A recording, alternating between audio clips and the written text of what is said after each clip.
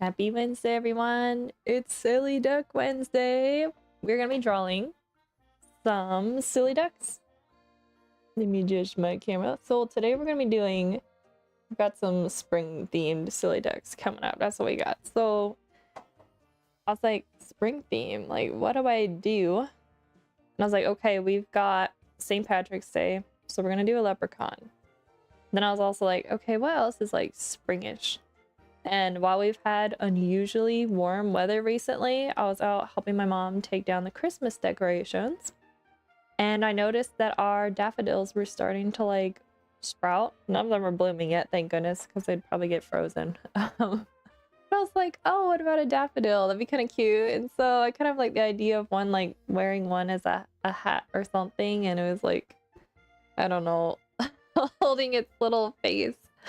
So that's what we're gonna do. We're gonna do the line work and the fills and get as far as we can on these two silly ducks we're gonna work on today.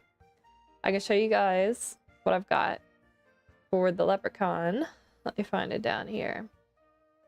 So it's gonna be like a rainbow, but I want the duck like sitting in a pond, and then the rainbow's gonna be coming in like, gonna be like here. Don't mind that brush, guys. I was working on the palette patch collection before this. And then we're gonna have like, he's got the pot of gold, and I think I want to give him curly hair, like red curly hair. But yeah, we're gonna work out the details on that one. But I think what I want to do first is do the line work on this one, because I need to have these done for next week. But let's go. It's silly duck time. Da, da, da, da, da, da, da. Where is my brush? Here we go. Let's flip this sketch around and see if it needs any more adjusting before we... Oh, it needs a little bit of love. It's a little bit wonky over here. I'm gonna make this finger a little bit bigger. And shape it a little bit more like this. I kind of like how I did the fingers over on the other side better. We're not really seeing the back of the hand, we're just getting like the knuckles. Also, after we do this line work, I want to show you guys, I finished, you know how I did that dog portrait and the second one I didn't turn out right? If you guys keep up with my Instagram stories, you may have seen that. And so I did a third one. And, you know, I've been working on it, kind of taking my time, making sure I was a bit more careful, and it's done. And I think it turned out pretty darn good. You know, you guys know me. I'm always like, oh, these things could be better. But I think, you know, you get to a point, especially when you've been creating art long enough, that you realize, like, you know, that if you had spent, you know, the last year or so honing skills in a certain like niche area, which I had not, like it could have been better, but considering I'm just getting back into painting really, yeah, it didn't turn out too bad. So I'm gonna show it to you guys once I'm, sorry, something's in my eye, once I'm done with this line work, because it's always good to get up and stretch. Last night what I did is watercolor paper, like it'll like buckle and bend when you're painting on it, so I want it to be nice and flat for when she puts it in a frame, so you don't get any like weird shadows cast. And so last night I pressed it flat, and to do that you just kind of like, you take it, you put it on a flat surface somewhere clean, you put it face down, and then you spray the back with some water, and I just like rubbed my hand across it to make sure the water was evenly like spread. And you don't want it like sopping, you just want it so enough so like the water seeps enough into the page. And then you put something heavy and flat over top of it. You put some, I put some weights on it, weights I use for like exercise. And then you just let it dry that way. You just have to make sure that when you wet it, you don't let water get under the edges of the paper. But other than that, like it's totally fine, especially if your paper is thicker, which mine is. And then in the morning, you have a perfectly flat painting. So that's all set, and right now I have the very first dog painting that I'm flattening out as well. But I got the big one done so I can show it to you guys. And it's been still like so nice and warm that I've been able to have my window open, which has been amazing. And so it's kind of helping it dry a little bit faster. But I'm happy with how it turned out. It was definitely challenging because like the dog I was painting was like really dark. And so if you like squint at your like eyes at it and you're looking at the values, it's like pretty much it's only like a hair lighter than black really in like the photo when you get like some like light shifts between the eyes and the nose or like streaks of hair. So you guys will probably enjoy watching me kind of like explain how I tackled it. And I also didn't want to use like I never paint with black paint. I just feel like that's boring. It's like how you never really use just plain white.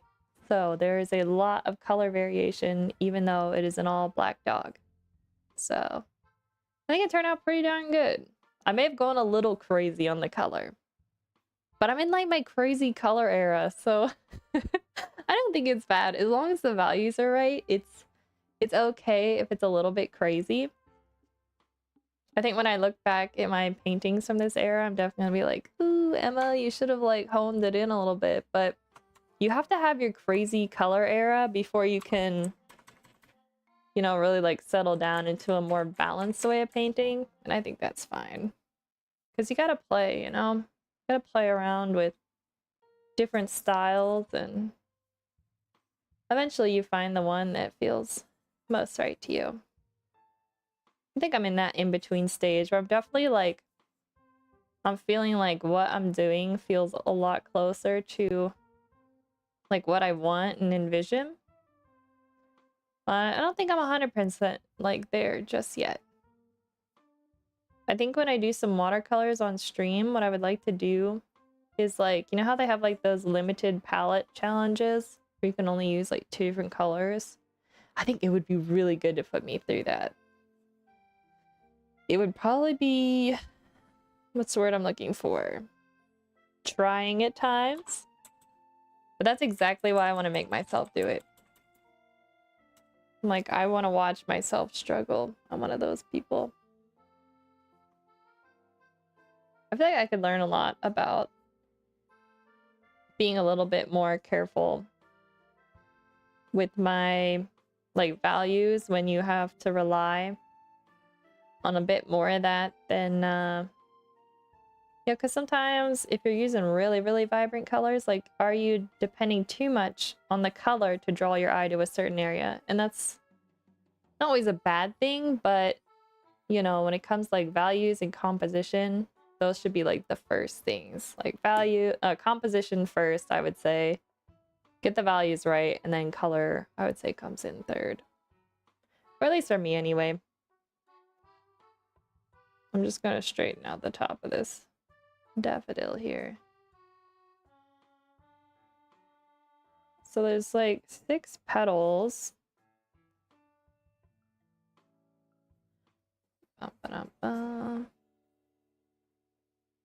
I love any of the spring flowers, like tulips, the bluebells, daffodils. If it means spring, I'm so here for it. Also, like, you guys know, I have a growing love for, like, the shade of yellow.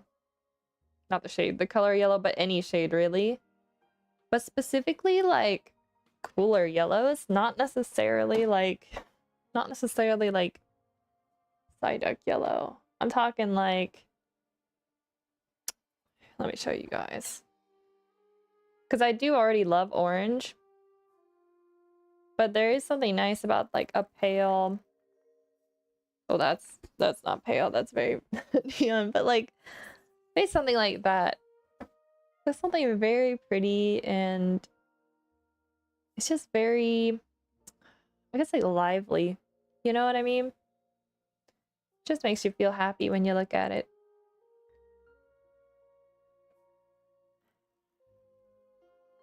So you guys won't be surprised, but I haven't gotten my Cookie Monster printed yet.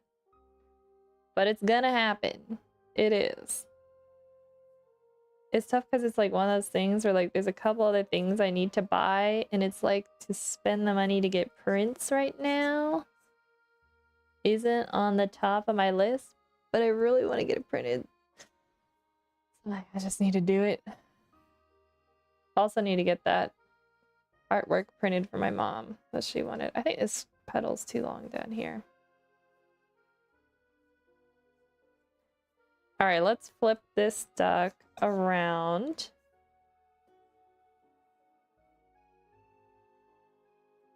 Do we want facing? I think it's a little bit cuter this way. I don't know why. Something about it. I think we're gonna go with this. I don't want to overwork it. But there is one issue here. This little part needs to be a little closer. We gotta balance this out.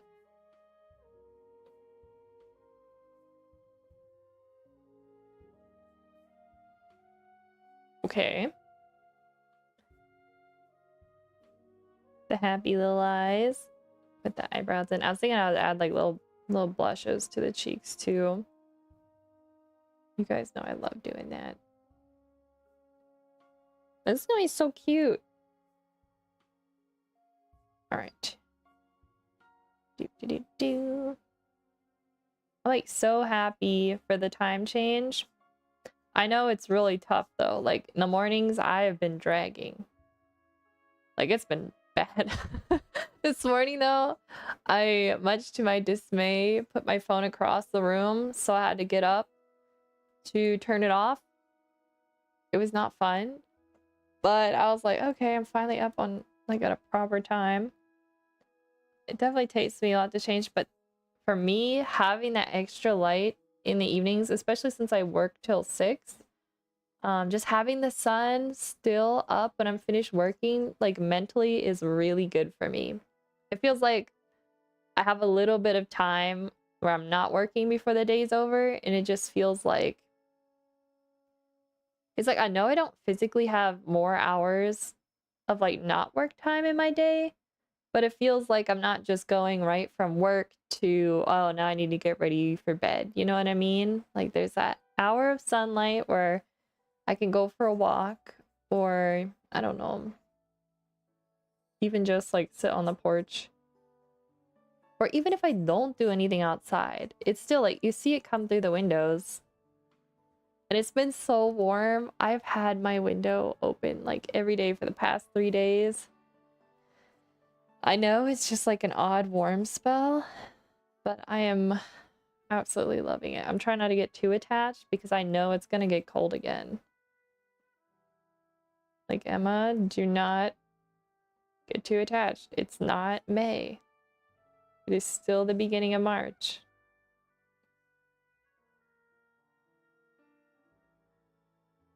All right. Let's see how this looks. I think we're ready to do the line work.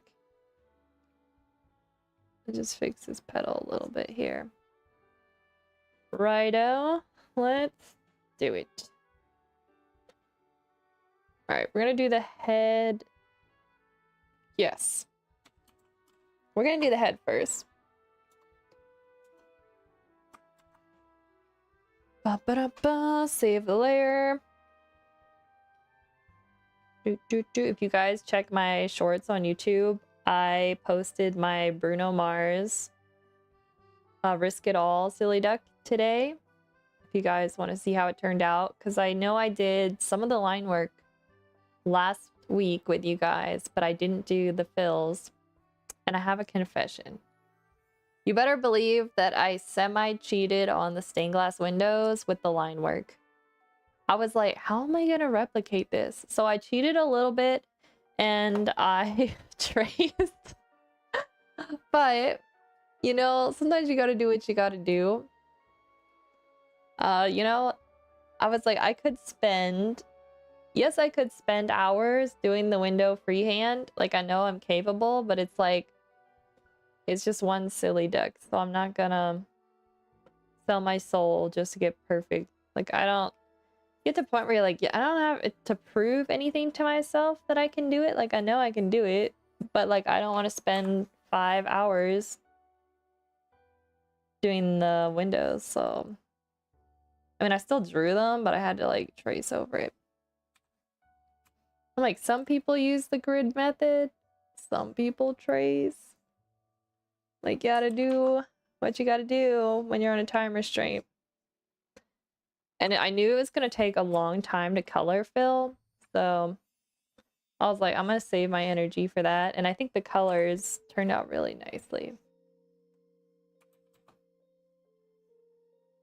Looks like Photoshop's being laggy again. That's fun. It's times like these, I'm like, I am literally gonna switch to Krita. And then I don't, because I don't want to learn all the hotkeys and where everything is. But I think about it. I think I just have to make sure it's on exact, like, angles. Like, it can't be in between. Seems like that's when it freaks out.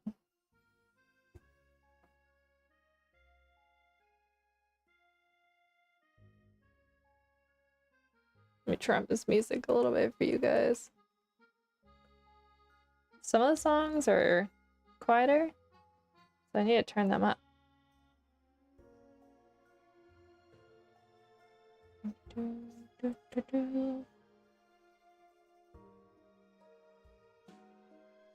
Alrighty. Oops. Open the font. What? That's a great way to lag out Photoshop, is start using the text tool. It loves it when I do that.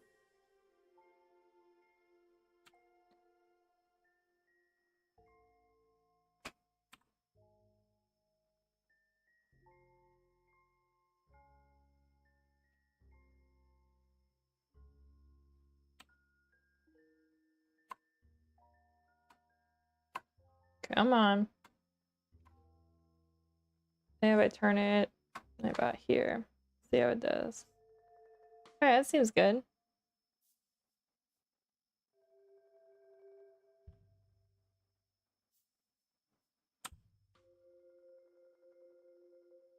I'm hoping possibly next week to work on the children's book again, but we'll see. I'm still waiting to hear back from my aunt. But that would be kind of fun. Well, we could still, we need to do some of the, whatchamacallits. I was doing some color, thumb work, so I could do that.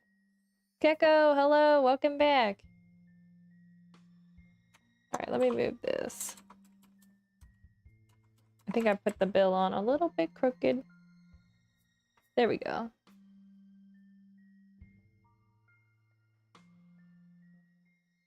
There we go. Yeah, but possibly working on that next week. I'm not sure what we'll be working on tomorrow. Maybe the palette patch collection. I don't know.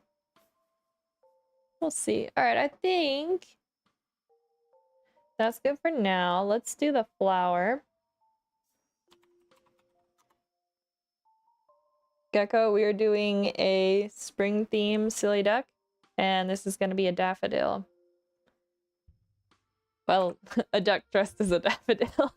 There's some real daffodils here, though, down part of the background. It's been, like, really warm here, and our daffodils are, like, starting to grow a little bit, so I was like, why not make a silly duck daffodil? Since we are moving into the spring weather, finally. A little bit, anyway. I'm praying that we don't get any more snow this year. The word daffodil always reminds me of a Queen song. I'm going slightly mad. I'm not sure if I'm familiar with that song. Is the name of the song Daffodil?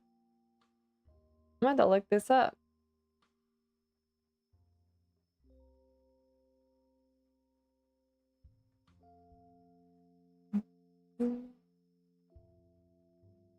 Alright, I just gotta draw. It almost looks like the little duck's wearing a bonnet.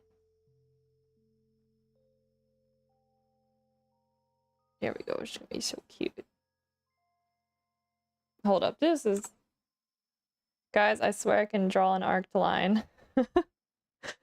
Just struggling.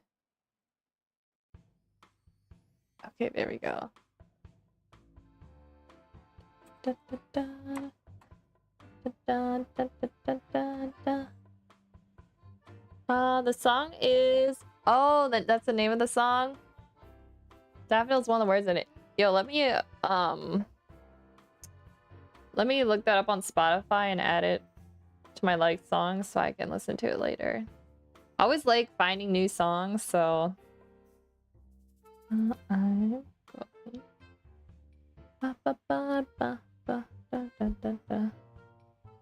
Oh yeah, I see it here. Alrighty. I'll have to listen to that later.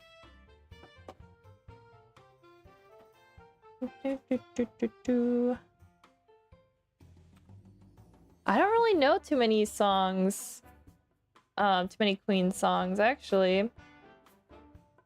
I have to look at their, like, usually I know, like, whatever, like, a band, most, like... It is a band, right? Or is it a solo? See how little I know? But usually if I look at their, like, top songs, then I'll be like, oh yeah, it turns out I actually know one of them. It's a cool song, one of their last. Freddie Mercury is singing about his slow decline. Interesting. Very powerful song. I'm interested to listen to that. What type of music do you usually like to listen to, Gecko? Like, is there a specific genre, or you kind of depends on what you're feeling like? I feel like I listen to a broad range of genres, and I usually just go by, like, mood. Hold on, what size is my brush? Oh, this is right.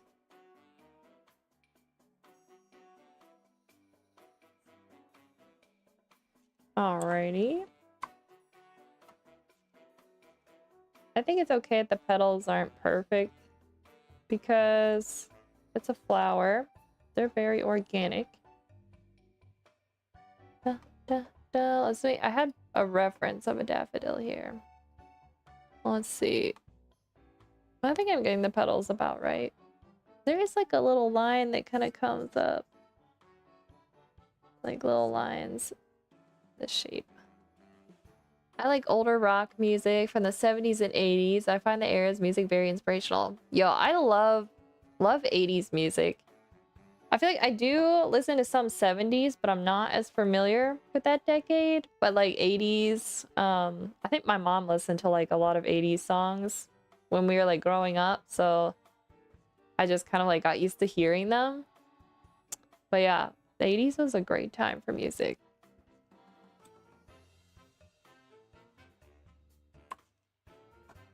Oh, we're gonna lag out Photoshop. Okay, here we go.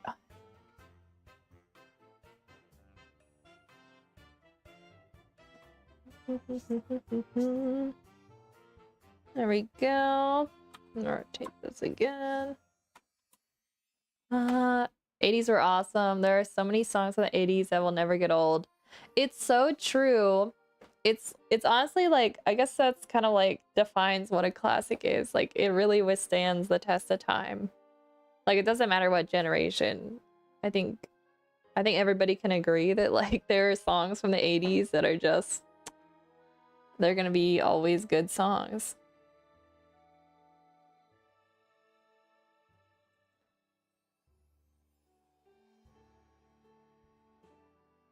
I feel like I need to build like, I don't usually have an 80s playlist that I have on Spotify, but usually if I just like search like 80s songs or like 80s love songs are good, and then like Spotify will pop up a playlist, and that's usually like the one I'll listen to.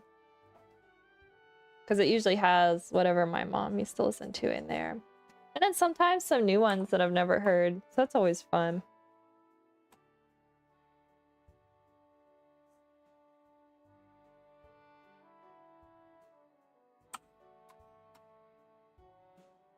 All right, this is coming together.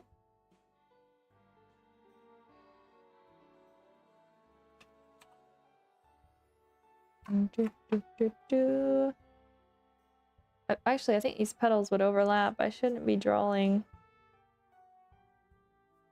that little curve there. I need to put a line to overlap them.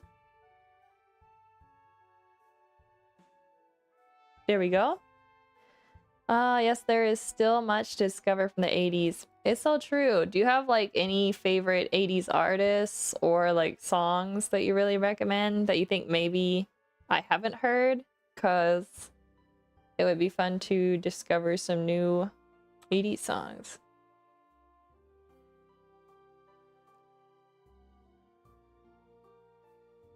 I feel like I need to pull up, like, I know a bunch of songs, but I have to like see the title to remember them. Like, why am I like this? Let me pull up, let me pull the playlist I usually listen to. What's the one? It's called like Inspiration. Who's that by? It's like, you're the reason for my life. You're the inspiration. You give meaning to my life. Oh, Chicago. I love that one. I guess that's 80s. Love that song. Listen to Your Heart. Roxette. What else I really love? I love Heaven by Bryan Adams. Anything like Whitney Houston, of course. Oh, I Just Called to Say I Love You by Stevie Wonder. I love that song. That one's good. I think my favorite 80s artist is, oh boy, let's see if I can pronounce this. Depeche Mode. They're essential to me. Also, a rock band from the 80s that many don't know is Big Country. They're awesome, but also Cyndi Lauper. Oh yeah, I know her and Alphaville. Okay, hold up. Let me look these up and add them to my Camouflage German band. Yo, I'm always looking for some German songs to listen to. So let me look them up first. Bum, bum, bum, bum. Oh, I see them here. I think this is them. Yep, this is them. Okay, so there's them. And then I'm not familiar with Depeche Mode. Oh, I see them here. Let me add them. And then Depeche Mode is awesome. I recommend Enjoy the Silence, Never Let Me Down Again, and Stripped. Okay. All right, I got them. And then what was the other one? Big Country. Big Country. Oh, I see them here. I'm not sure if I feel like their name sounds familiar, but then I'm like, I don't really recognize them.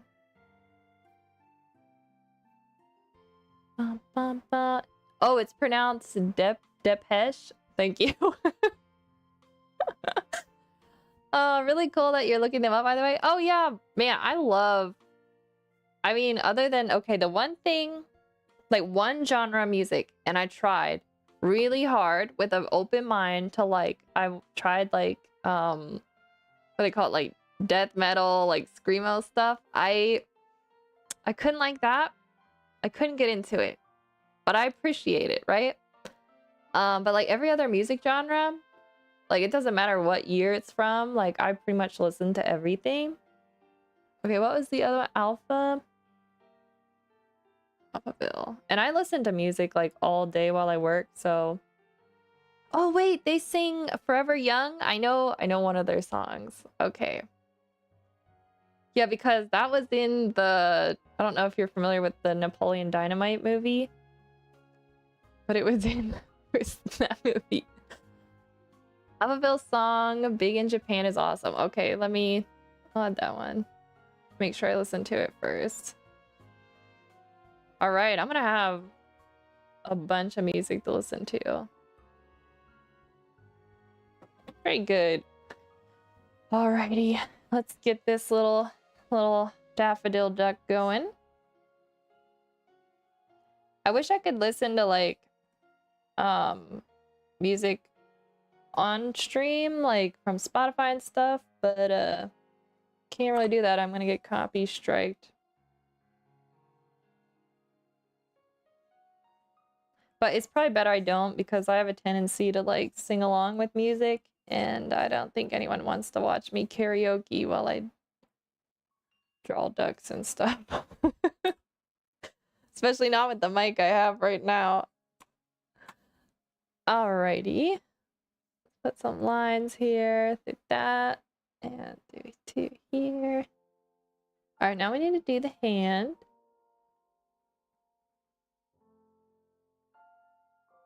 Let's do hands, or should I just say arms? Sorry to keep you from drawing though. No worry. I am always grateful for a little break to look away from my screen. And when it comes to music, music's like, how do I explain music? I don't make music. I don't play instruments, but I would say like music is a hobby for me. It's kind of nice because it's like an art that when I'm listening to music, I don't feel like it's something I need to be doing, or it's like something I have to do for work. You know, like, because when I'm looking at other people's artwork or even watching TV shows, there's like that part of me that like I'm thinking, oh, like how did they make this, and how, like, you know, what can I learn from it, and how can I improve and study their stuff. But for me, music is like, I think what art is for a lot of people, where it's just something they appreciate and it just brings them joy. So that's kind of what music is to me. So yeah, music's a big part of my life. Not that I'm not interested in like how it's created, like I'm very interested in that part, but it's not like, it's not a career for me. So I feel like it's something I can do and like truly not stress about. I don't know if that makes sense. I feel like I go on my long like rants, and then I'm like, did what I say even make any sense? I have no idea. I think I may have made this hand a little too big. Well, let's see. Maybe not.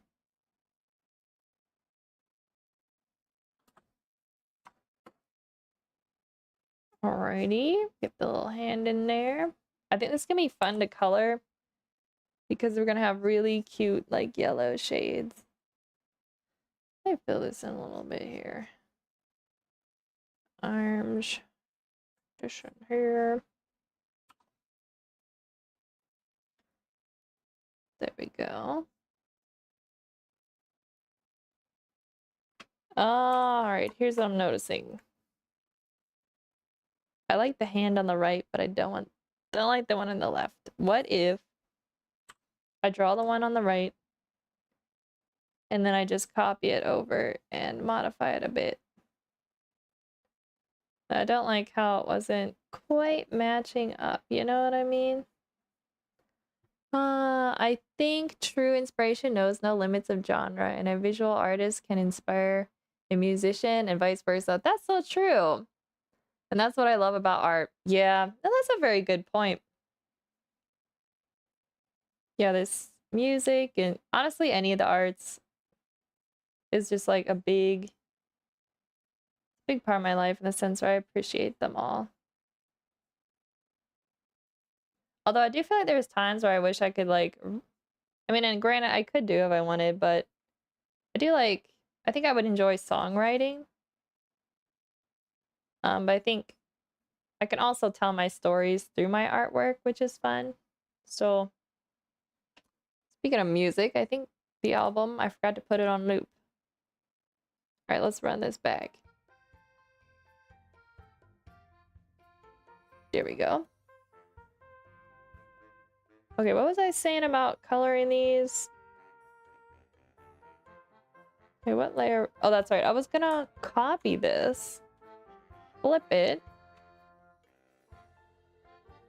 and put it on this side. Yeah, I think that looks better. Yeah, I'm just gonna rotate it a bit. Is it cheating? Maybe, but I did draw the other hand, so technically I drew both.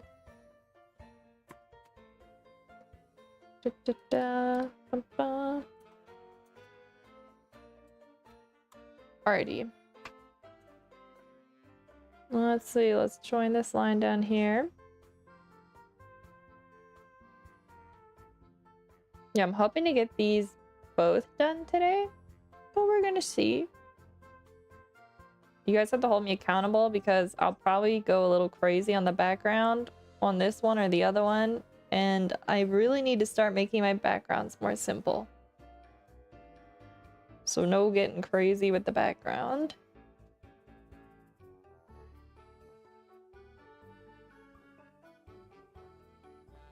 Besides, if the background gets too crazy, sometimes it takes away from the duck, so I don't want to do that.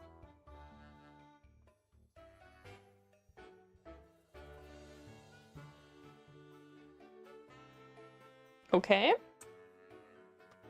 Let's rotate this. Whoa, what did I do? Okay. Let's do the body. We're cruising along here, though. We're not doing bad timing-wise. Yeah, it's only 4:36. We're good.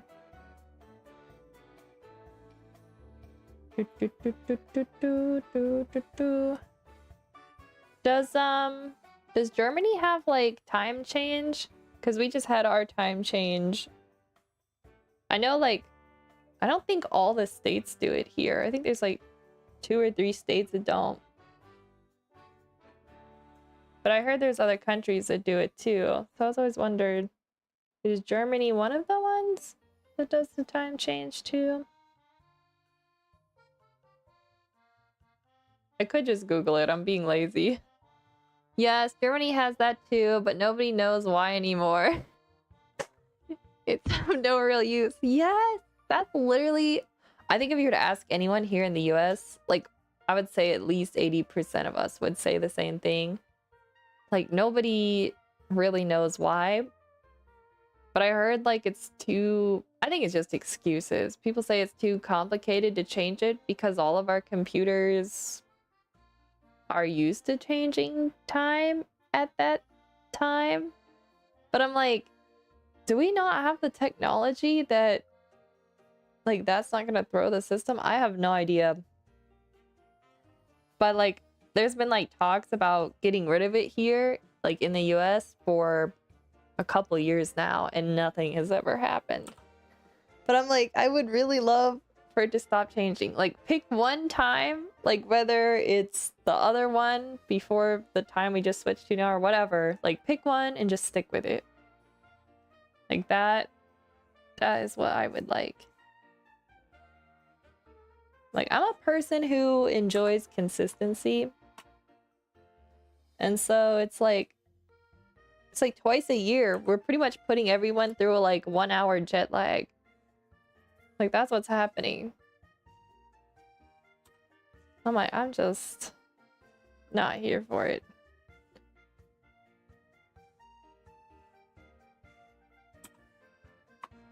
Alright, that seems good. Let me put in the neck. I'm gonna make it a little bit thinner.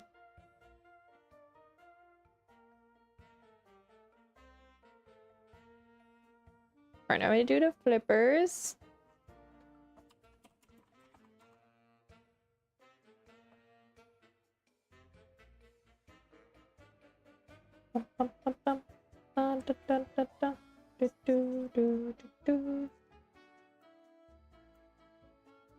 I've kind of changed my flipper designs to be a little bit more, what's the word, like, rounded edges.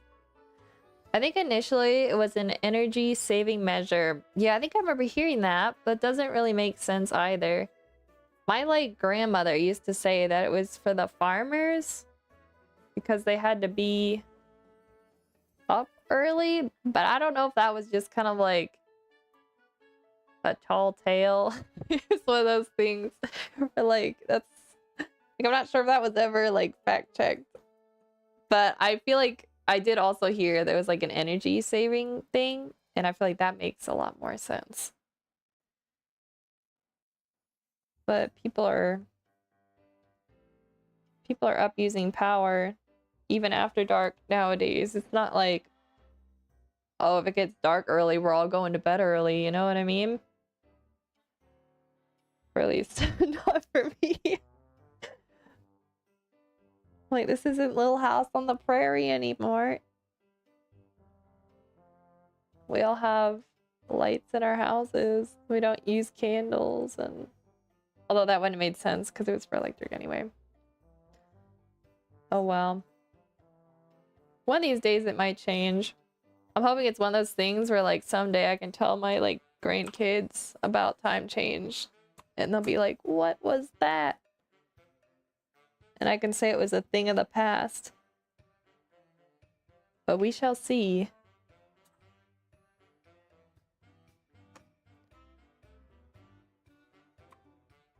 I feel like some people adapt to it better than others.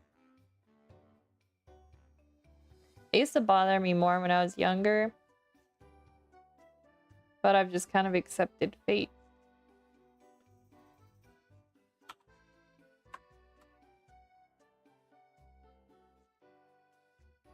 I think the key is when it changes is not to be like, oh, an old time, it's like this time. You know what I mean? You just got to be like, okay, no, like this time is this time. Like if it says it's 7, then it's 7. There's no, well, back in old time, that's what I used to do when I was younger, and I think that was the mistake. Like it makes the transition period harder.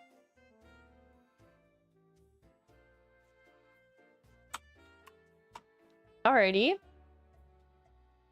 This flipper doesn't look great. Hold it. I think I need to put this more like that.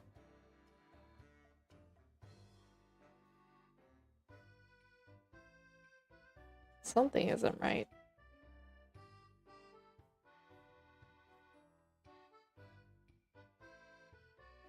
I think it's because the flipper's a little lopsided. Where did I go wrong?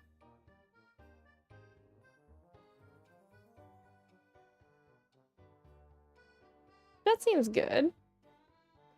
So, ducks are your favorite animal? Yeah, I think so. I think I would say yes. I mean, I have a lot of favorite animals, but I would say the ducks are definitely my favorite. Yeah, I mean, it'd be hard for me to say no because I draw them all the time. Yeah, I would say ducks are my favorite.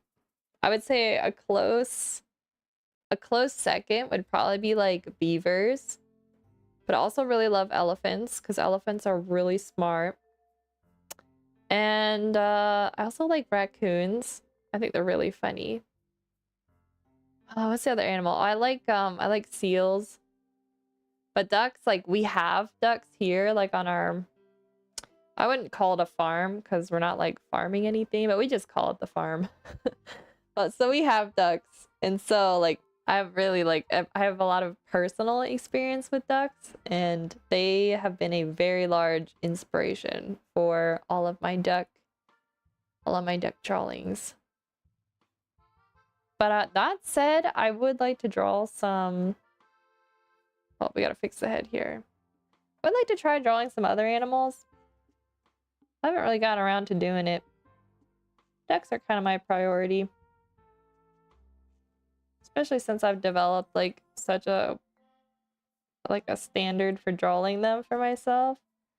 Like it's not too hard to take an idea and make it into ducks. Ducks are very cute, and elephants are amazing and very intelligent. Yeah, elephants are crazy. I follow a lot of like would you call them elephant rescues? Or I guess they're like places where elephants are protected, and they'll like raise ones, and if they find ones who like mother died or something, they'll take in the babies and raise them. Places like that. I follow a lot of those, and I always like seeing the elephants. And then I follow a lot of beavers. from either like wild. I guess I don't know how they're wild that they would get videos of them. But I guess it's like people who go out and take videos of beavers. So like wild beavers and then like a lot of beavers at zoos or like rescues. People have like accounts for them. That's kind of fun. I like following those. And then I also follow a lot of duck accounts, which is probably not too shocking.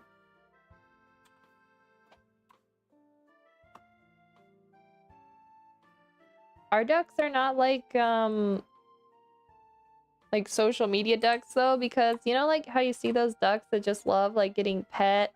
What about cats? Okay, I like cats, but I have to admit I'm kind of scared of them.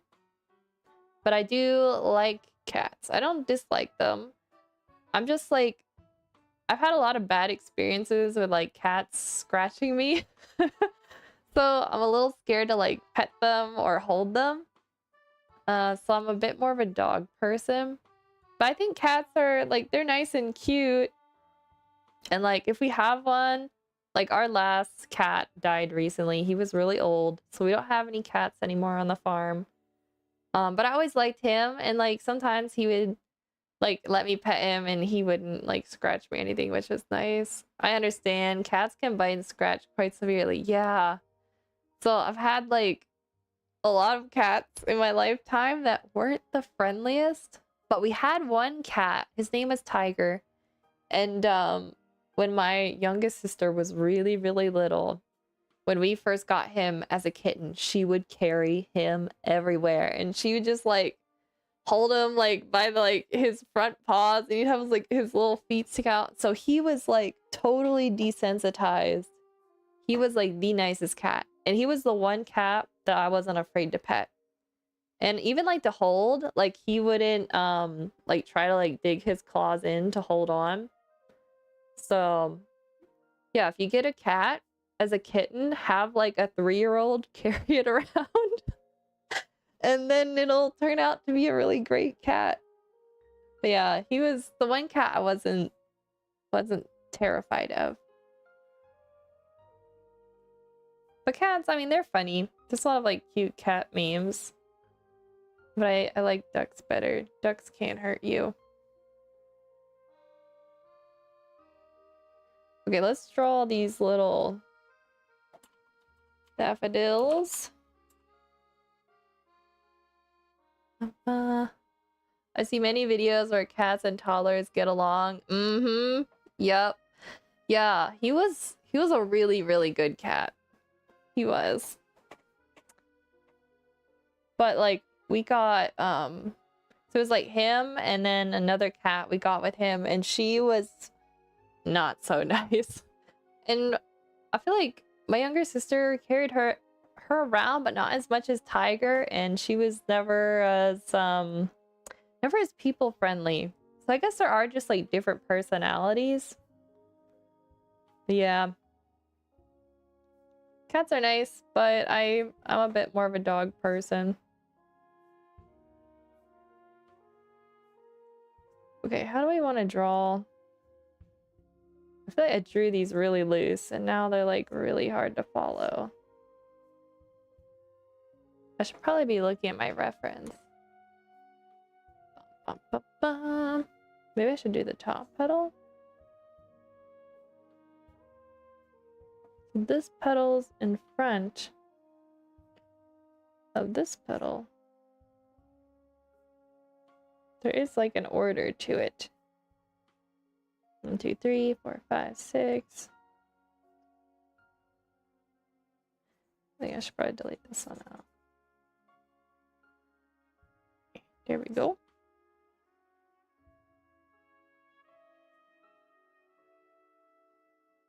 Okay. This daffodil like kind of looks terrible. Alright, we're gonna restart. We're gonna restart. Maybe I should keep it really loose. You know what I mean? Like as loose as the sketch was. And then pray that nobody looks that close. Sometimes it's better if you keep it loose.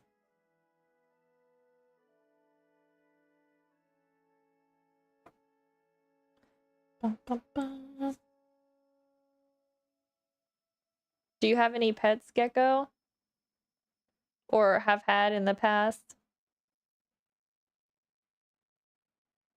I don't have like any pets that are mine right now, but like my mom has. Well, it's like the ducks like are kind of like family animals. And then we have a dog. And then my mom has 2 cows. Oh, we have 1 chicken. We've got 1 chicken left. She's gotten pretty old, but she's still hanging on.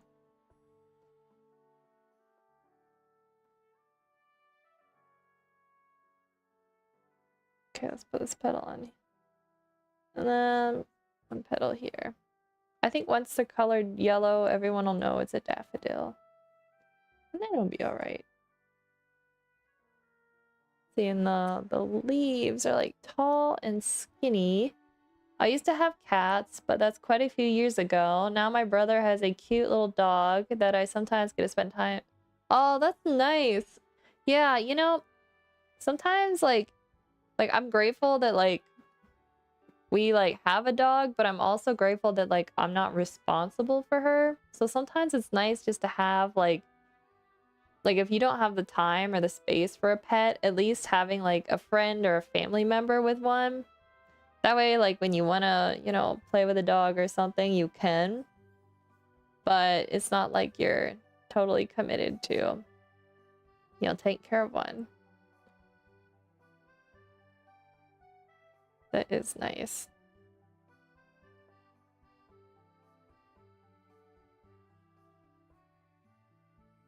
All right, come on, I can draw. There we go. I'm like having a hard time just drawing a curved line. Yes, having a dog is a lot of work and responsibility. It is, and like you want to make sure they have like a nice life, you know? So it's always like you want to make sure you can spend enough time with it and that you can get outdoors and stuff. Yeah. Dogs are nice though. But I don't think I'll have one like personally for a while. I know my one sister will always have at least 1 dog, so whenever I feel like I want to go play with some dogs, I just have to visit her, which is nice.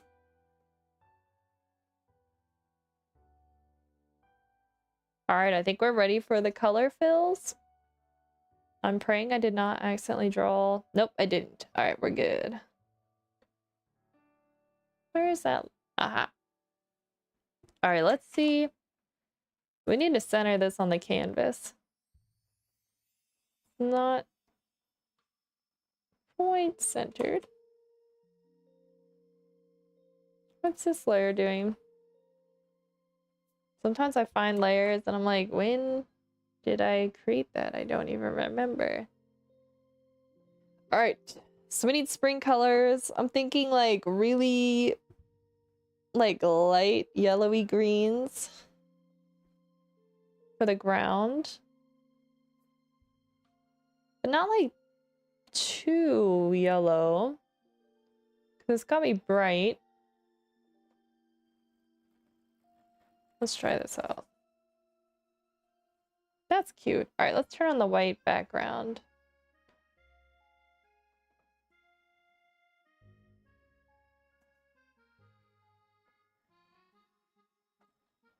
Maybe I just take this background up. I don't know if I'm gonna blend in the sky at all. Maybe we just have the grass. Let's put a little yellow on top. Ooh, that's too warm. Okay, something like that.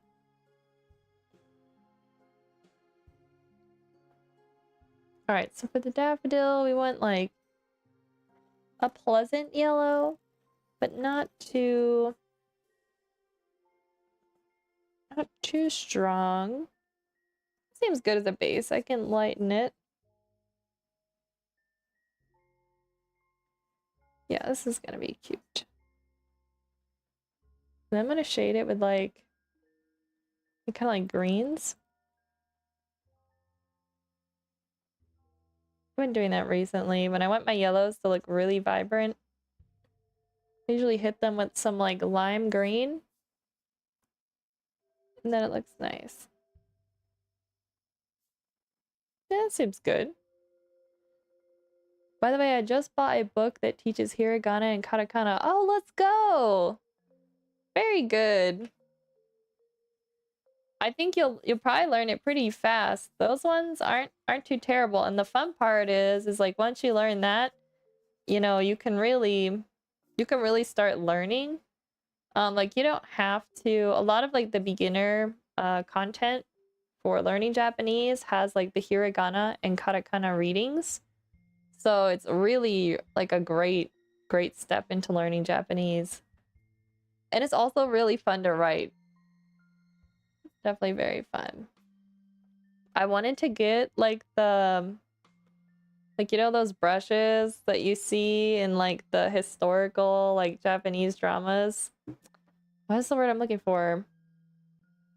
Is it sumi? No. Maybe I'm tripping. I can't remember, but like it's the brushes they use in the ink, you know, to do calligraphy. I've wanted to get some, but I've never done it. Because I was like, I have a lot of ambition to like daily like draw, you know, katakana and hiragana and kanji like with, you know, traditional brush and ink just for the fun of it, but I'm like, I don't have time for that. But there is a large part of me that would love to do that. But if I'm being real, I know that I wouldn't put enough time into it to make it worth buying it just yet. But maybe someday. But that's really great.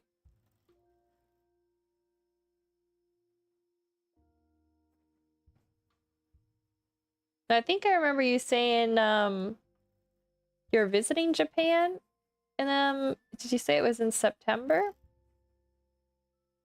Yes, Japanese calligraphy is beautiful. It really is, honestly. And it's so much harder than it looks. I tried doing some with like watercolor, and I was very much humbled. It's like, it takes a lot more than you think to get these strokes to look elegant and effortless.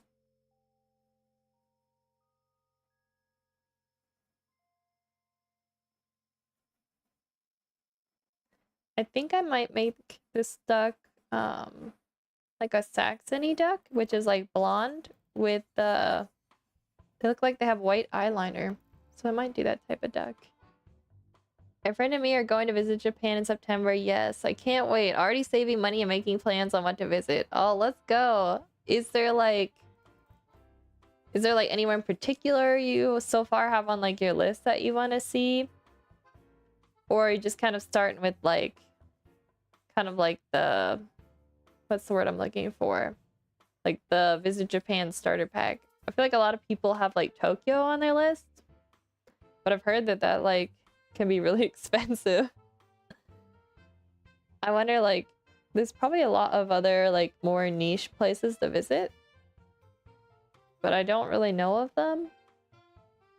I feel like I want to learn more about some of the smaller cities in Japan, which you might already know about. So it's probably tough trying to like plan, because there'd be so many places you'd want to see, and then have to like, you'd have to like, you can't see everywhere. That's tough. All right, now we gotta pick a yellow for this. I think I'm gonna use a little more color variation in this flower. Just get the base color filled in, and then we'll do some more shading.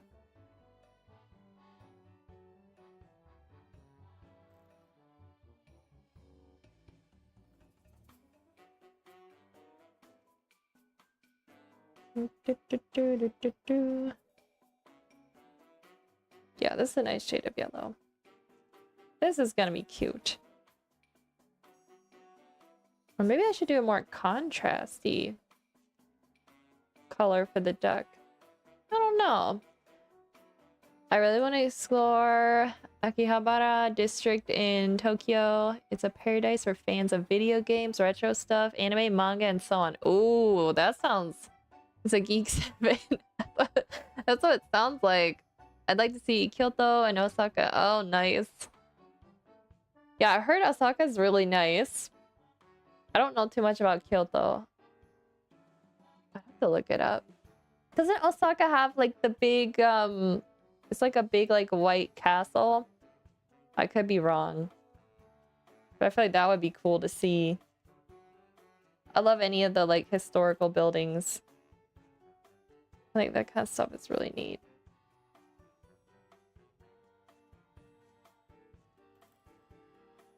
It's always crazy too, like when you go, I haven't been to actually many other countries, but like here in the US, like even our oldest buildings are still really young compared to like the rest of the world's like really historical buildings. So it's like always blows my mind.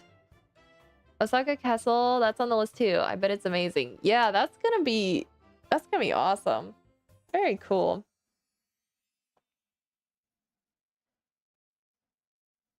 All right, I think we got this filled in here. Make sure I didn't miss any parts.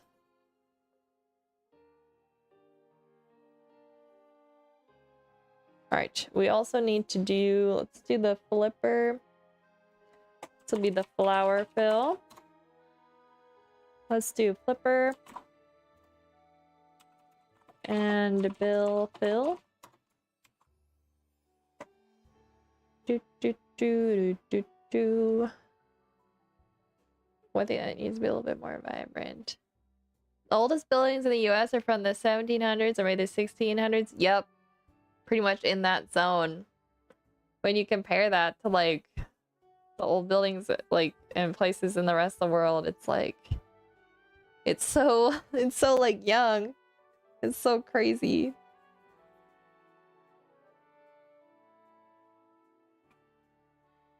But it's interesting because like I live on the East Coast in the US and like we have much older buildings than if you go to like the West Coast.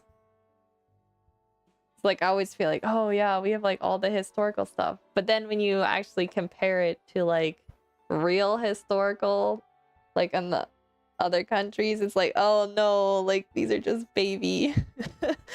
These are baby things over here. They're practically brand new. It's pretty cool. I always liked history in school, so I think that's why I'm always interested in like old buildings and stuff like that. Castles and whatnot. That and I love Lord of the Rings. So I've always been into castle type stuff. And then I watch like a lot of the Korean and Japanese like historical dramas. And the historical C-dramas as well, so I like that kind of stuff.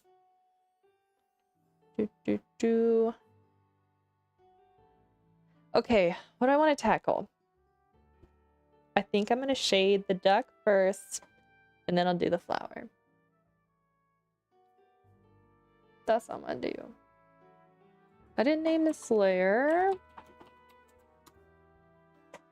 Let's try making it the blonde type duck because it might look cute with the yellow. But if I'm like, it needs more contrast, then we're gonna change it. Let me pull up a reference. Let me show you guys the duck I'm trying to recreate. Copy this image. Okay, so this is what I want. I'm thinking I want the duck to look like color-wise. See how cute the white markings are on her face? I think it's really pretty. So we're gonna try and do that. Old architecture is awesome. Really offers a look into long bygone worlds. It's really true. Especially like the really, really old buildings. Like it's mind-blowing. Like without cranes and like modern technology that they built these buildings that have lasted so long. It's really cool. Okay. I think we need to use more orangey shades. Warm it up, not towards pink. I think we're gonna start there. Let's darken it. Got this. Ooh, that's not very saturated. That's kind of just too shade. Maybe that's a little bit better. I'm gonna make this darker than I normally do and then do the highlights last. Got the little hat, which is so cute.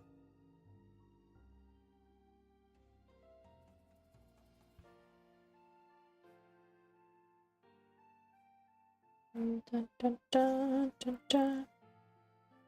We gotta be careful to go too yellow because then it might blend in with the flower a bit much and we won't even be able to see too much of the difference. That's the only thing I worry about, making this tuck a little too.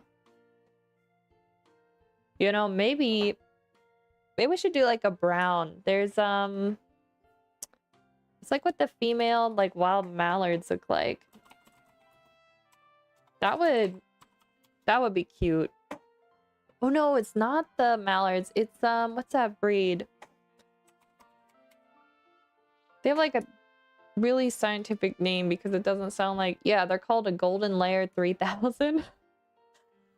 It's pretty sure it's a human made duck breed, but they're really cute. They're like smaller and they're brown and they have like a gray bill and flipper. We used to have one. She was really, really cute duck. I think we're gonna do that instead. I feel like that would be a nice contrast, but still blend well with the flower. We're gonna go a little more warm tones. I like the red browns. Okay, I'm seeing some spots we missed. Some patches here. Gotta do some patching up.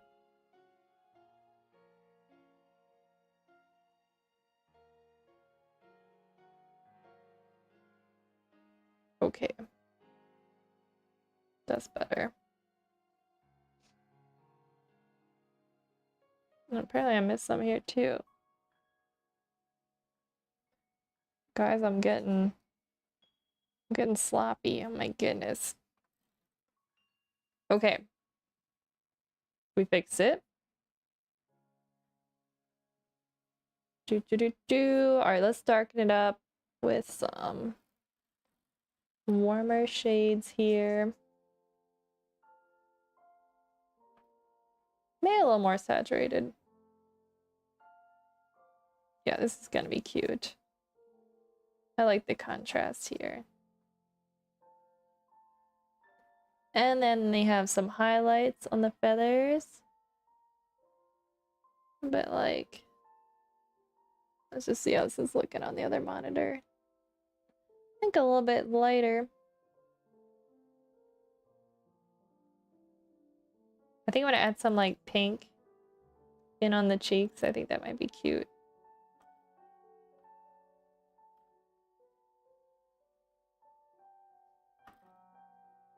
All right, let's use, I have a nice like splatter type brush that I think would be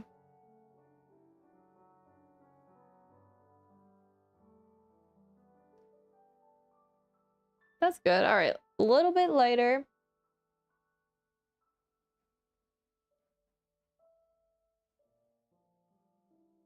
Just a wee bit.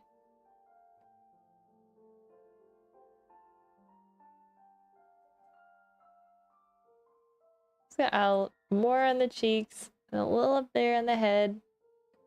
Oh, this is looking cute. This is looking really, really, really cute. I'm gonna add a little bit of red down here to make these browns look a little bit more lively.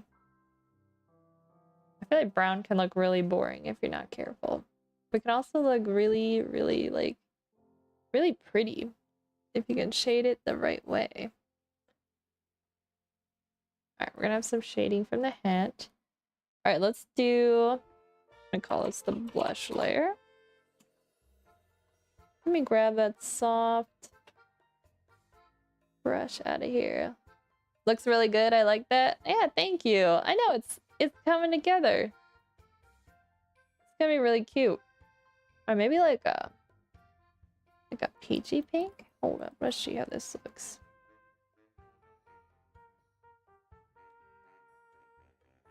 There we go. All right, so there's with, without, with. Just add a little more there, and then without. Yeah, I think that's a nice little subtle. That's a nice little subtle addition. I'm gonna erase a little bit here at the top. And a little bit here on the hands. Alright, we gotta shade the flower. It's not blending quite right. Let me pull up my reference again. Okay. Maybe we go... We need to shade the inside here. Because the head's like fitting inside.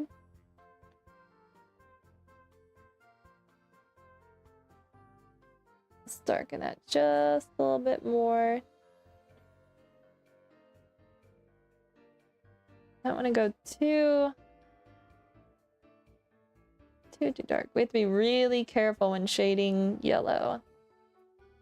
Because it can quickly look a little unrealistic. Not that I'm going for like realism, but I do want it to be a little believable. I added too much there. Okay, there we go. Alright. Pull out our brightest yellows. Perfect. This is looking good. Let's touch the ends here a little bit. A little more saturation.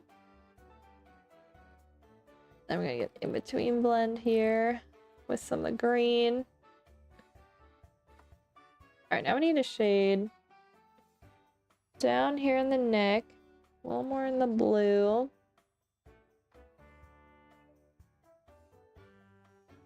I think it's working. It's good. A little bit more blend here. Yellows and greens are like the hardest for me to like shade and get right. I don't know why, but they're just really difficult to get really nicely done.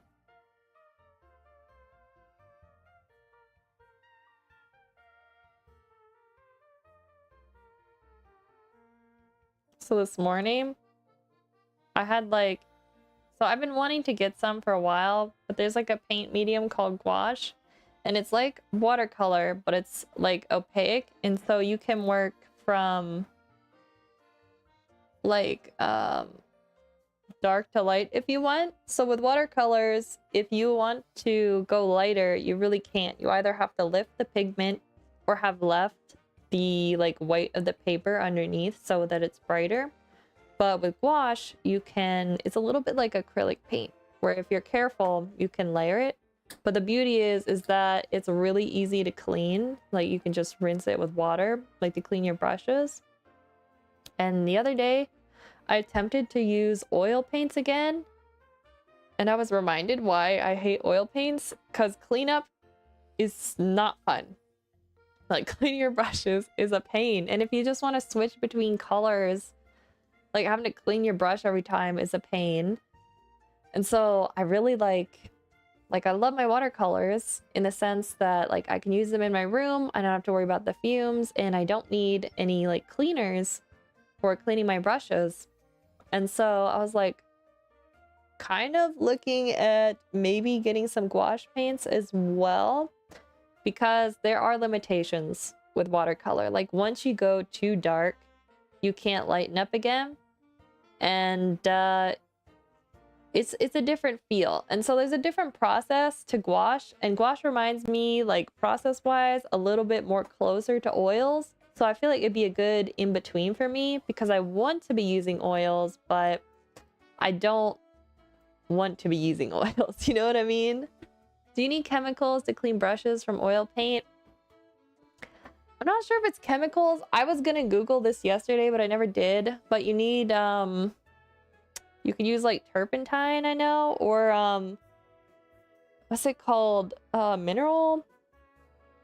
Hold up, let me Google this, guys, so I can tell you the right thing.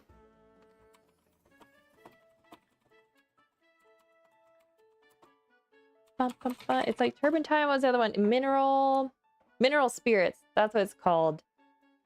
Or you can use different, like it says, the internet says, safflower oil or walnut oil. I feel like that would get expensive to be washing your brushes in. Honestly, what I have been using was just like soap, but it takes a long time to get the oil out of the brushes. So when I used to do China painting, there was like a brush cleaner that my teacher used, and whatever it was would give me the worst headache. I'm not sure if it was mineral spirits, because it was an oil-based paint. You would mix oils with it. I don't know. But I have never used like turpentine or mineral spirits to wash mine because I actually have, they're called water soluble oils. So I can clean them with water, but it still takes a really long time to break it down.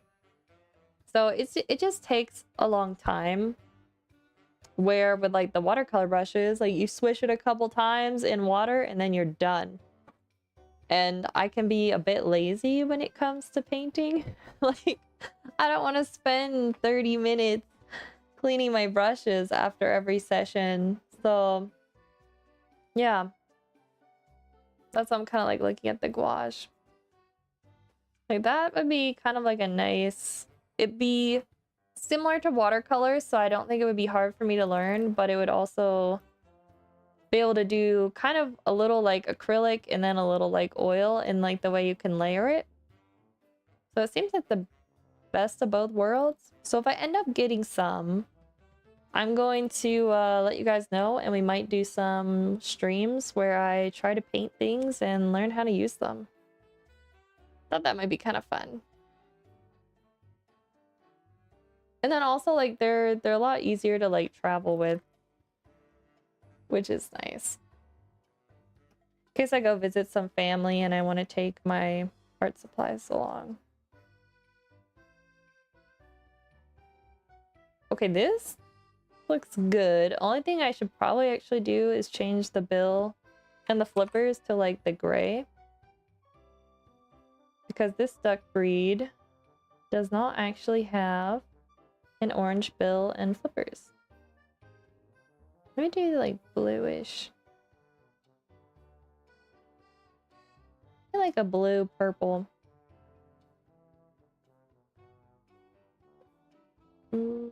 About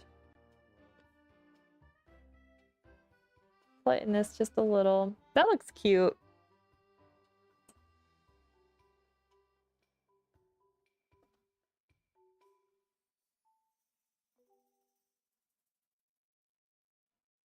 I feel like another thing with the oils is like there's always like that one more product that you need. And so if I don't need a cleaner for my brush, and I don't need the oils to like thin down the paint, like that's two less things I have to buy, two less things to have sitting around. Like I don't have a large space, so I'm always trying to be a little bit more minimalistic with what I end up getting. So I feel like the gouache would be nice. Be a good thing to try at least, I think. I don't think I would get expensive ones. I think I'm just gonna get like student grade and just get a feel for it. See what I think of them. And that's how I started with watercolors, actually. I bought just like student grade watercolor paints. And then I just kind of went from there. I should kind of like this if this was a little bit warmer in a shaded area.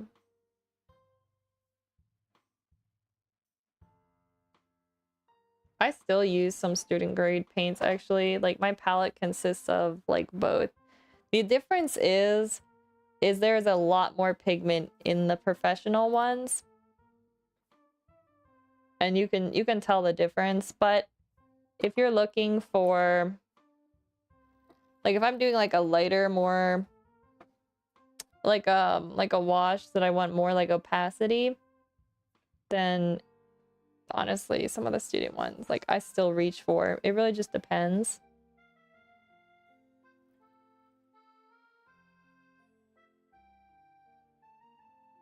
But they're really not, they're not terrible. Like, they're still a good option. At least with the brand that I got. But honestly, I feel like if you're going with any of the major like paint brands, you're probably gonna be fine. Like, they're all like pretty much good, you know? It's only if you go with like an off-brand that you haven't really heard of before, then you run the risk. I usually just check the reviews.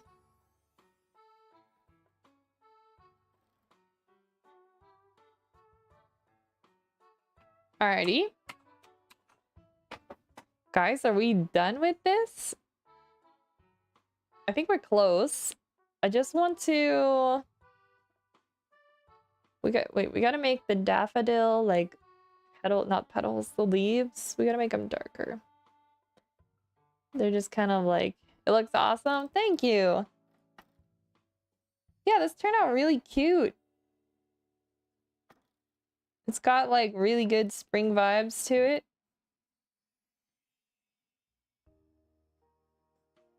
Alrighty. Guys, I need to stand up because I've been sitting too long. And I'm gonna go make a cup of tea. And then what we're gonna do is work on the next silly duck, which is... Pause for suspense. 1 minute.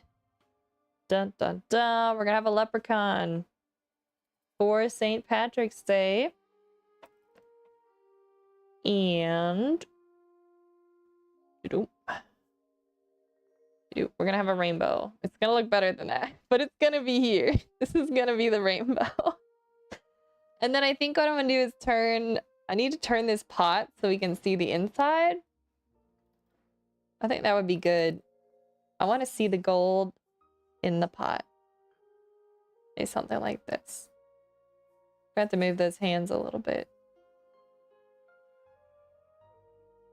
Might also be wise to look up a reference.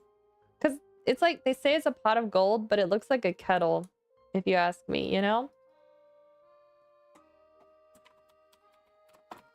How do I spell this? Oh, there we go. Thank you, Google. Knew exactly what I was looking for.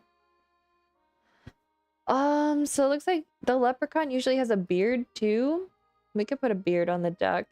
Yeah, the pot of gold looks like a kettle. It also has little handles. But the duck's hand would be covering that, so we're not gonna worry about it. Should we make it bigger? Like lots of gold. I mean, we could have it overflowing. Like pouring out like this into the water. That might be cute. Like have it mounded up.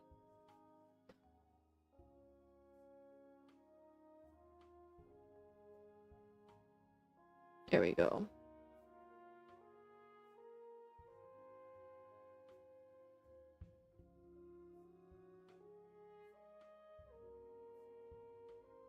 All right, I'm liking it. I'm liking it. I do think the hat needs a little work. It's kind of like a top hat. But like everybody kind of draws it differently. So I don't think I have to worry about 100%.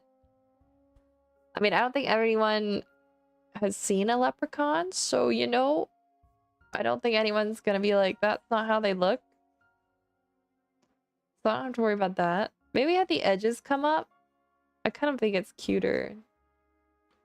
The edges of the hat come up a little. I've seen some people do that here. I mean, it's not a cowboy hat, but I think they can come up a little bit.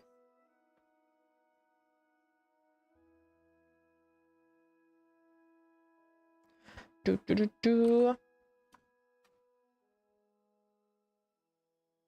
Someday I want to go to Ireland because I'm actually, I have like Irish, what's the word I'm looking for? Ancestry? Is that the right way to say it? Yeah, but, apparently there's like a fish and chips place in, I think it's Dublin, that's called like Burdock Fish and Chips. And apparently we are related to them very distantly. And so I'm like, I need to visit that someday. So it's on my bucket list. But I don't want to go when it's like rainy and cold. So alright, this hat needs to go higher on the head. There's not enough space here for the eyes. Okay. Turn it a little bit.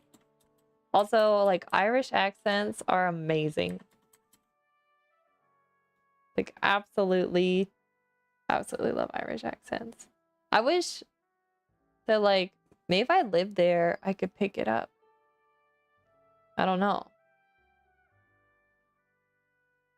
But I want to visit someday. But I'm not like, you guys know I don't like rainy weather, so I don't know, I gotta choose, like, isn't there just like 1 month of the year where it's not rainy? That's the time of the year I'd have to go. I think I have to make the center here a little bit.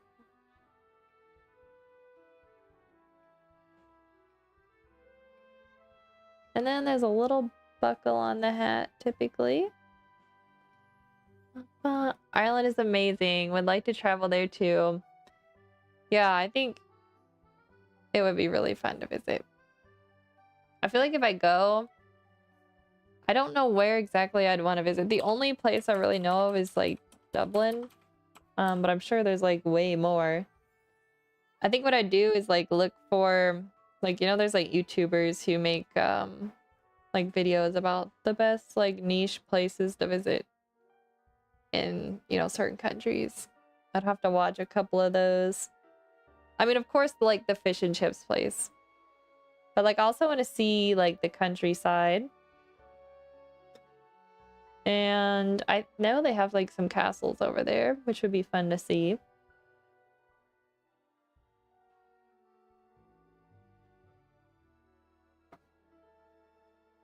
There we go. I think I want to make this head a little bit more. There we go. And then I gotta try like, I want to try fish and chips.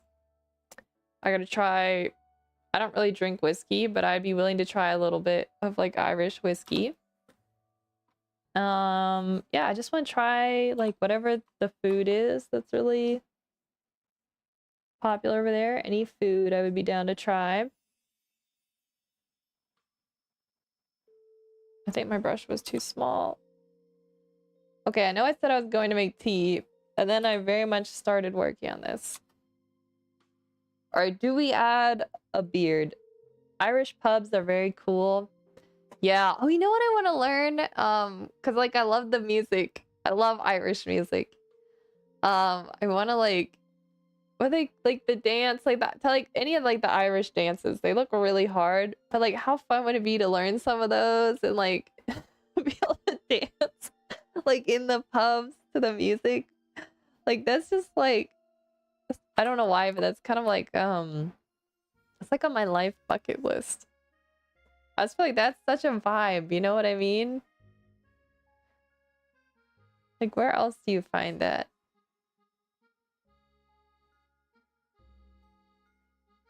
I think it does need the beard. Okay, it needs a beard, guys. We're gonna have to do this.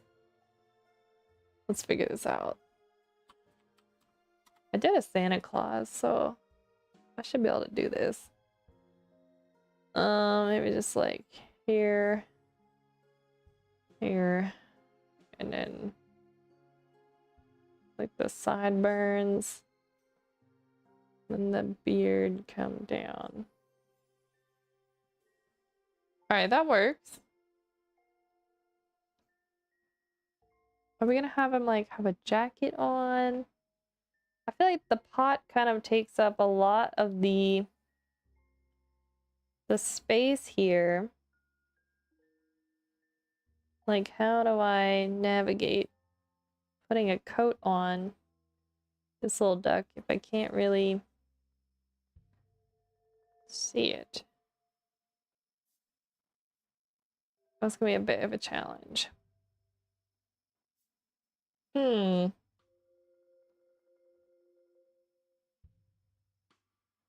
feel like we need to see a bit more of the shoulders. A bit like that.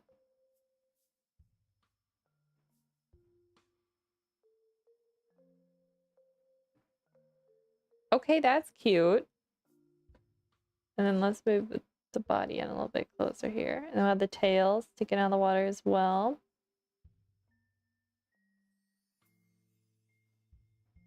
All right, guys, before I procrastinate anymore, I need to get a cup of tea.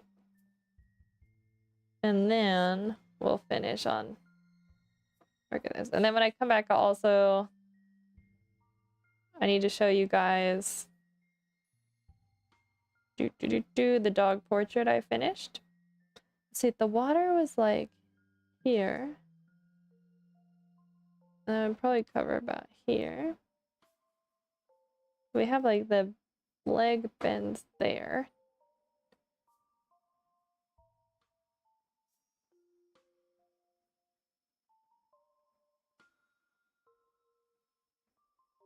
This is definitely me going and getting tea. I'm definitely not going to spend 20 more minutes drawing. Okay, guys. This time for sure. All right, I'm going to grab tea. And then I'm going to be back. I'm just going to leave this little duck open so you guys can look at it. And I will be right back with some tea.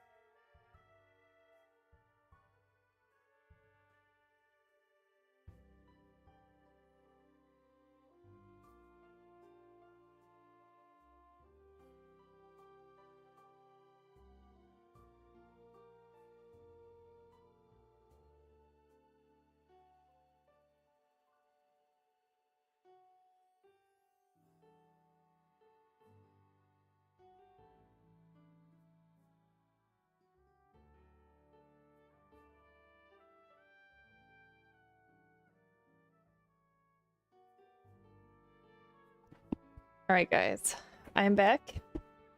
I got tea, but I also got... I'm gonna turn up the music. It got quiet. Let me see if I can change my camera so you guys can see. But I brought over... Let me move this. I want to make sure I don't drop this in my cup of tea. I want to show you guys the dog portrait I finished. So I'll also show you guys the one... Let's see, full screen. I think this will be my full... If I turn it this way, I think I'll be able to angle the paintings so you can see them in light. Okay, so I want to show you guys. This is the very first one I did. Let's see how it looks in this lighting. Not terrible. This is the first one I did. And I was really happy with how like loose this one came out. I did, so the reference actually, like my mom's hands were holding her like in this photo. She's a little dog. So I just didn't paint those in, and you can see like the bottom part I just kept really loose. It's like a very nice low detail. Like you can tell that like the most of the detail went into the face. So this is a very like portrait style painting of a dog. And so that one turned out nice, and I'm gonna send that one to her. Very cute pic. Okay, thank you. And then let me show you guys. That one turned out great. I was like, oh my gosh, I can do this. Like I can paint dogs. I haven't painted dogs in a couple years, and it's not terrible. And then this happened. I did this one. Let me show you guys. This one humbled me, guys. So the reference, I probably should have known better, but when you're choosing a reference, it's really important to think about the process while you're doing it. And the reference for this one was I liked how she was laying with her stick. I thought it was really cute. And the lighting wasn't necessarily bad, but the background, there was actually like a house in this section. I ended up erasing it out. And it was like trees and forest. But the tough part is like she is a black dog. She's really, really dark. And then the background was gonna have to be really dark. And so you got two choices. You either lighten the dog a little, and then you keep the background dark so that the dog stays in the front. But that wasn't really an option because she's a black dog. And so what happened is the background ended up way too dark, and I tried to lift the color, and you could see that was as much as I could lift. And so I just kind of scrapped it after that. I was like, that just did not work. But you know, it happens. And so I needed a redemption one because I wanted to send her at least 2 portraits of her dog. And so I did this one, started it last week, and finished it this week. Much more similar like style to the very first one. Let me hold it. Oh, and this one turned out much better. The reference, it was actually indoors. It didn't have a very strong like sense of light, which I was a little scared about. Like I usually choose references with a very strong light source, but it ended up working. But the background, like it was a tan, like whitish light carpet, and so was like the background. It was like white. It's like their fireplace base there, and then the walls were tan. And so it really like did not steal away any of the attention from her since she's so dark. And I feel like this one's a keeper. So this one will be going to her as well as this one. But you can see where I use the blues and these like reddish purples. That looks actually really good. Thank you. You could see if I take it in closer. Like look at the blues in there. They went really strong with those. And then the reds.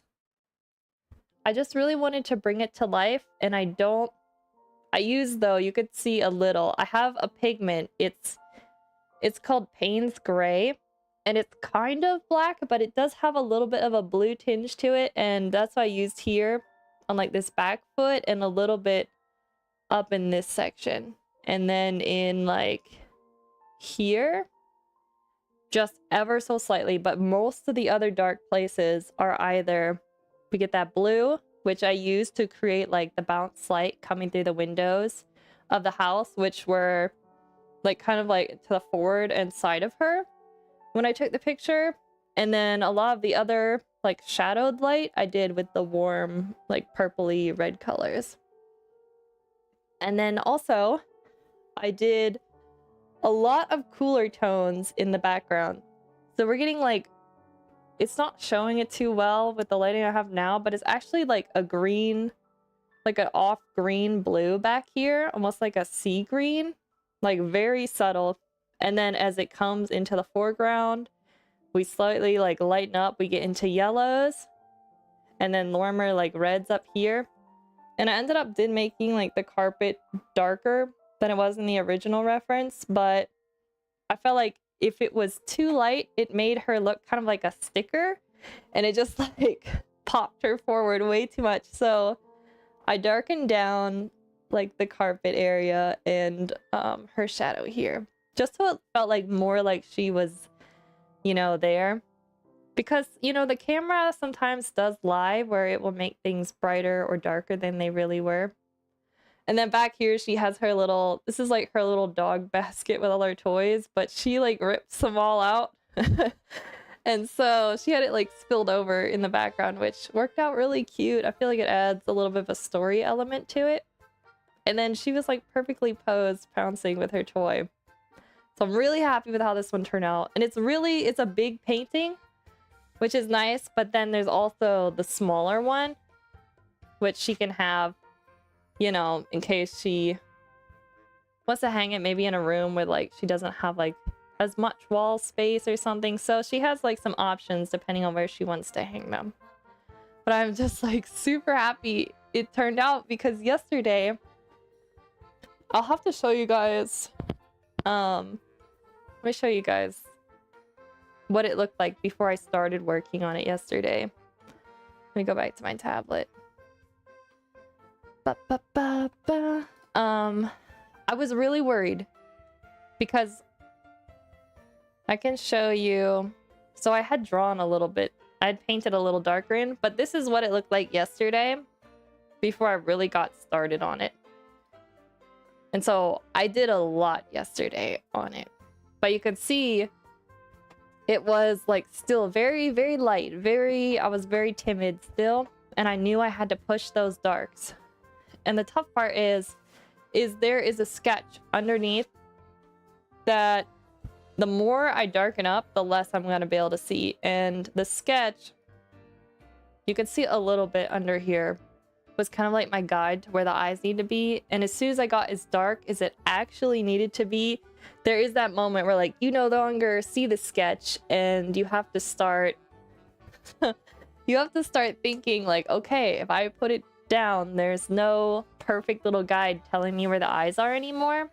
And so I did have to do a little bit more like reshaping the highlights around her eyes now. And you can see I did it in this one as well. I actually wet my brush, and if you scrub the surface of the paper, when you have pigment on that dark, it will lift it. And so you can kind of paint in highlights, I would say, or scratch out highlights would be a good way to call it. But yeah, it kind of went from like 0 to hero yesterday. And you never know, like if it's gonna, like if you're not careful with watercolors, you can ruin them really quickly, because if you go too dark, there's no going back. There's no return from the darkness.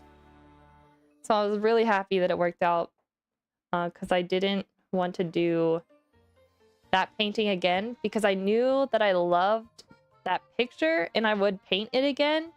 I wasn't gonna paint this other one again because I realized it didn't work. But the one with her and all her toys, like this one did not work. But the one with all of her toys and her, like I love the reference, but the key was like, could I actually balance the values? And I was able to, fortunately. But you know, there's always that like moment where you're like, can I actually do this? Is this gonna work out? And I hate painting the same thing twice. The magic is gone when you mess up and you have to do it the second time. I can tell you guys that. It is not as fun. You can just tell that the artist wasn't enjoying themselves. So when you can get it right the first time, I feel like that's important. So I feel like they came out nice, and I think they capture like her little expression, and I feel like it looks like her. She's not my own dog, so I don't know her as well as like the owner. But I feel like compared to the photo reference, I think it captured her pretty good. So I'm pretty happy with how these turned out. But yeah, so those are the dog portraits I did.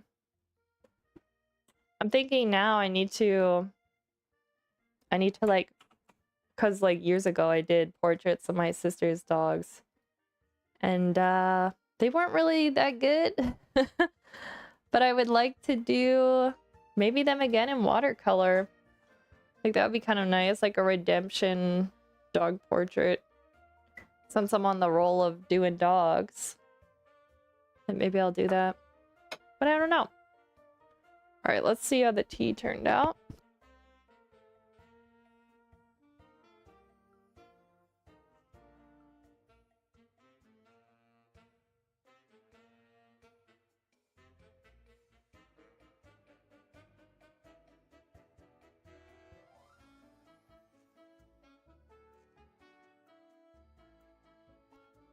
But next time I do dog portraits, I will stream it. There was a bit of pressure, like I needed these to be perfect, so trying to do it while on stream would have been a bit difficult just because I have to like focus a lot. But if it's like my own personal project, if I mess up, it's okay. So we might be doing some dog portraits on stream, which I think people might enjoy. I know last time I did like watercolors when I was painting a silly duck in watercolors. Everybody really enjoyed that. So the watercolors are fun. They can be hard, but if it works out. Why is this not erasing? There we go. Wrong layer. All right, we gotta fix this hat a little bit here. Maybe we have like the eyebrows.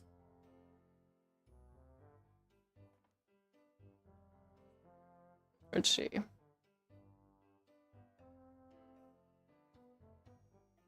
My drawing skills definitely improved because I had to do like the original sketch underneath, and getting the proportions right was really important. I was really worried about that because I haven't drawn anything that needed to be like realistic in so long that I was a bit nervous about it, but it ended up working. Merge these layers.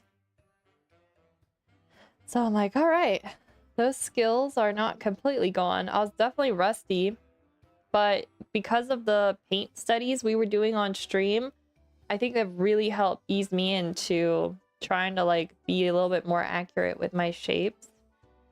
So good thing we did those, guys. I'm like, thank goodness. Right, we got the sideburns here. Maybe see a little of the. I feel like this hat needs a turn.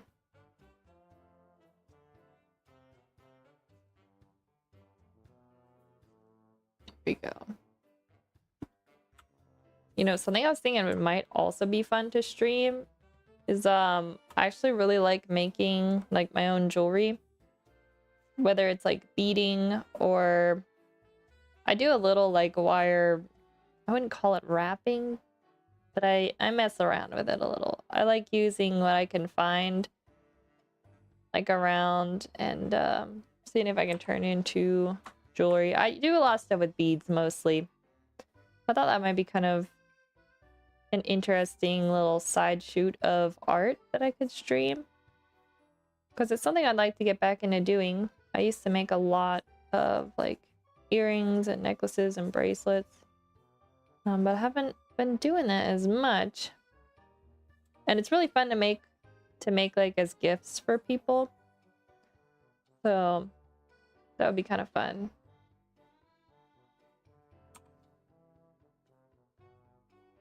All right, we're gonna not show that one sideburn because it just doesn't make sense.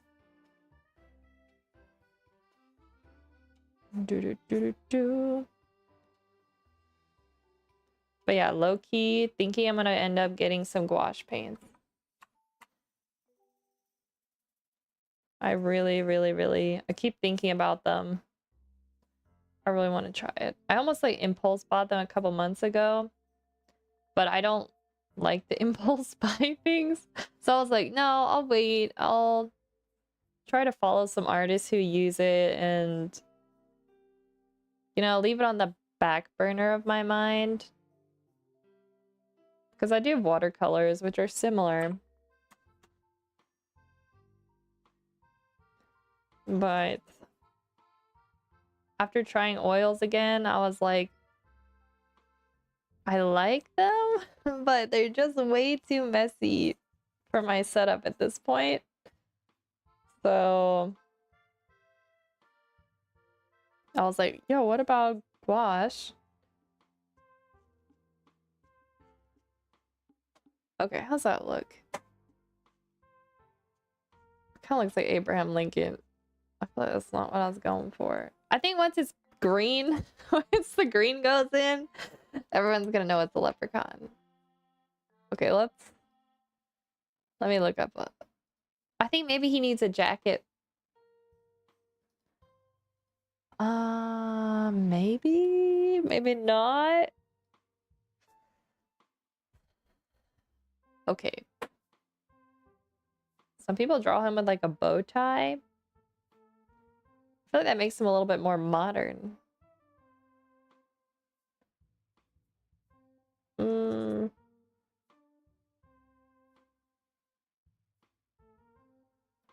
right, let me do like the sleeves.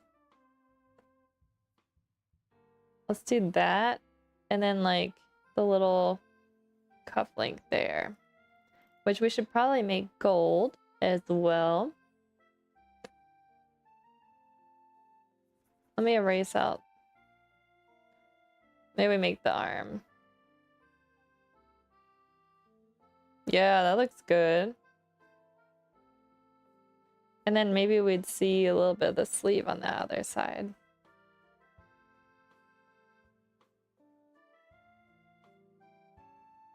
Okay, I like it.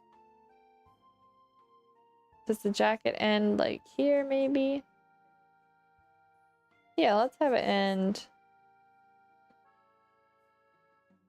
about there and turn up here. I'm still really happy with how the daffodil one came out. I think that is really cute. Once the tulips start to grow, I'll have to do some tulips.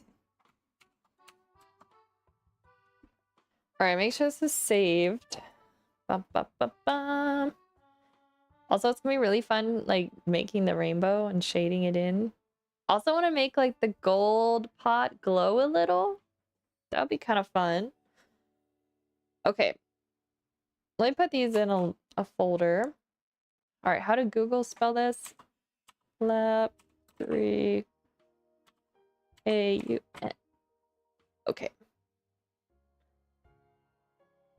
Yeah, guys, this is cute. All right, just get that layer named. Yeah, this is really, really cute. Really happy with how this turned out. All right, guys, we didn't get the line work done on the leprechaun, but we did do the line work in all the fills on this stuck, which is great. So we have that done. Maybe we could draw silly ducks maybe Friday again. See what we have going on.